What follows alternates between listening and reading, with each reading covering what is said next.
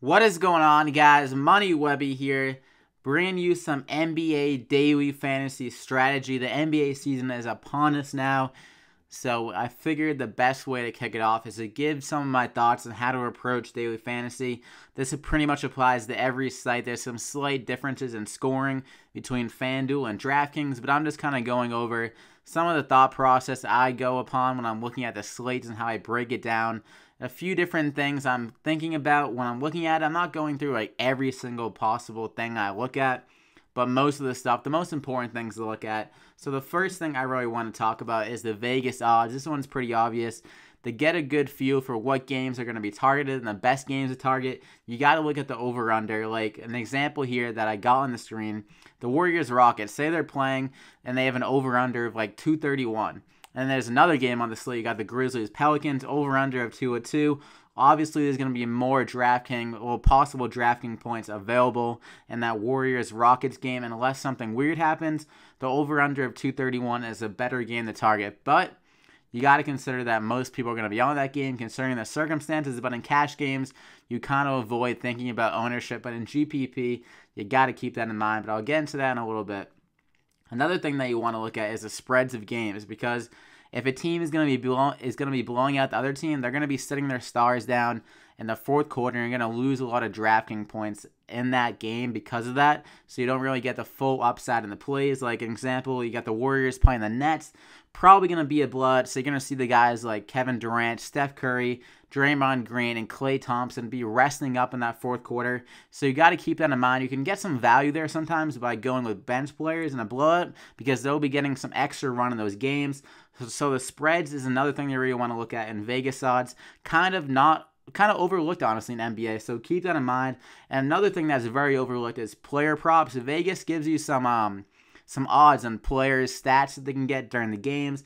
Like, for an example I got here, say you got a salary of Kawhi Leonard at 9,800, and Vegas gives him an over-under of 27 points. They think that Kawhi is going to be scoring around 27 points, more or less, around that number. I mean, these Vegas odds makers are usually pretty damn accurate, so I'm going to guess that Kawhi Leonard is going to be around that number unless something weird happens in the game. And then, for example, the same night, LeBron James is salaried at $11,000, but his over-under is only 25 points.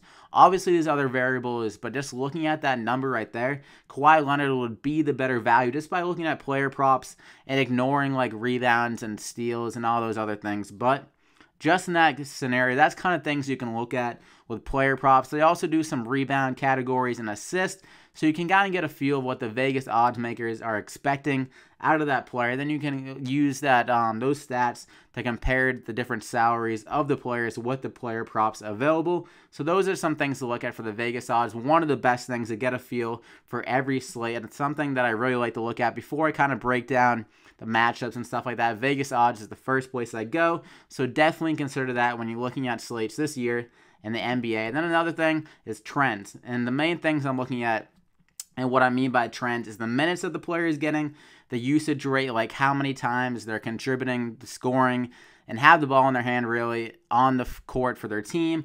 And that's kind of like usage rate that was brought up a lot with Russell Westbrook last year. Just how many times he really contributed for his team scoring, like the assists that he had and the points when he was on the court for the team. And then there's shots per game. Like if a guy is getting like 5 shots a game, then someone gets hurt and he's up to like 13 shots a game. That's something to look at. So those are really something important for the trends. You want to keep a track on the minutes that a player is getting, especially if someone's injured. Their minutes can go up. If they're just playing very good, their minutes could go up because of their opportunity. They want to get more minutes on the court. The coach wants them on the court more. And then you want to track their usage rate. Like if their usage rate's going up, good time to buy in for their value before DraftKings or FanDuel kind of prices them differently. And then their shots per game. So those things also are affected by the injuries, and if someone sits out, obviously their minutes are going to go up, and their shots might go up, and their usage rate might go up. So those are some big trends to look after. Not many stats in the NBA compared to the MLB you can look at, but usage rate is one of the biggest ones to really target your DraftKings points because of the opportunities they have on every given night. So those are some trends I'm looking at. And like I said, cash games, which is your 50-50, your double-ups, your head-to-heads, you want to go after the value. It doesn't even matter. You can't think about ownership at all. You just look at a slate you think someone's underpriced and they have good value, then just throw them in your cash game lineup. Don't even think about the ownership. But in GPP, with NBA, a lot of value does open up during the day because guys can be scratched due to injuries, or they just might want rest, because that happens a lot in the NBA, and you get some late scratches. So there's going to be a ton of value opening up right around tip-off. And GPP, you got to keep that in mind with ownership, that guys are going to be very chalky. Like, say, for example, LeBron James is scratched last second because of rest. Then obviously guys like Dwayne Wade and the guys around him, if Isaiah Thomas is back, at that point, they're going to be highly owned. So you got to keep that in mind in GPP. You got to you look at the risk involved with owning the guy. If you think that it's a little bit risky and the ownership is too high, then usually it's better off to go a different play for a lower owned player. For example, like if you can get a guy at 5% owned and he goes off, then you're beating 95% of the field just with that player. But if you get a player that's 70% owned and he goes off, then you're only beating 30% of the field. So it's a lot of things in GPP are just trying to beat the field. You can't really consider the value. I mean, you can sprinkle in some value guys, but you got to have some guys that are one-offs, or just a few of those guys that really get different from the field. That's how you win in GPPs. So that is how you attack both games and GPP. GPP is the guaranteed prize pool. The tournament's bigger size one where the prize pool is kind of top heavy and guaranteed at the top. So keep that in mind with cash games and GPP to attack those differently in your lineups. And the last thing I'm going to go over is the lineups, the injuries in the NBA, and the matchups. That's the last thing I really look at. So with lineups, they come out around like a little bit before tip-off. Like with last year, me particularly, I got kind of screwed over sometimes because the lineups would come out after the DraftKings lineups locked. You really got to keep a lookout on your Twitter.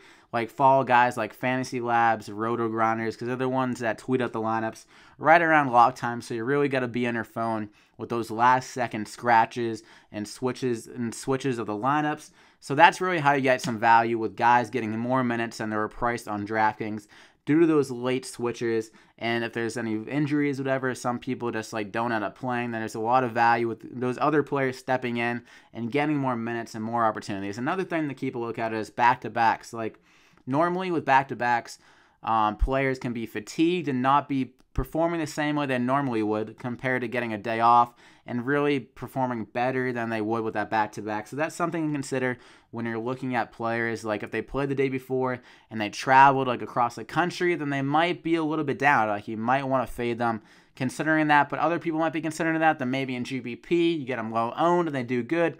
Just some things to look at.